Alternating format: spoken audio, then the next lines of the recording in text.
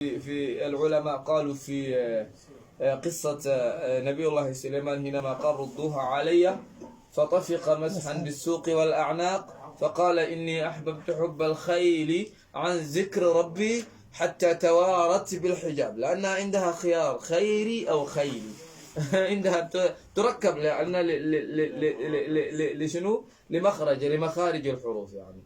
فطفق مسحا بالسوق والأعناق يعني بيقولوا شنو يعني فدى بضحى بهذا اسمه شنو السيوس اللي تركب فيها الخيل، وكذلك ضحى بعض المفسرين يقولوا ضحى ببعض الجنود.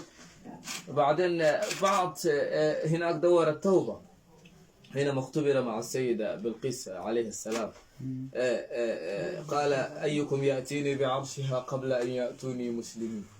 قال عفريت من الجن أنا آتيك به إلى أن قال الله فاستغفر ربه وخر راكعا وأناب فغفرنا له ذلك وإن له عندنا لزلفى وحسن مآب. ما شاء الله. لأن شنو وكان يصوم الليل، يصوم يوم ويفطر يوم ما شاء الله كما ورد في الحديث. إن شاء الله إن شاء الله. لذلك إن الله يحب التوابين، يعني ذكره على كل عمل وعلى أدنى عمل.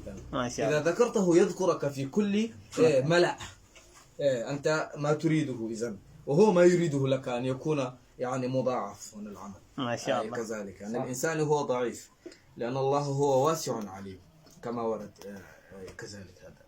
هذا جزاك الله خير إن شاء الله. أحسن بقية الله خير إن شاء الله. نجعل الله نسأل الله السلامة. شكرا إن شاء الله. والصالحات والباقيات الصالحات خير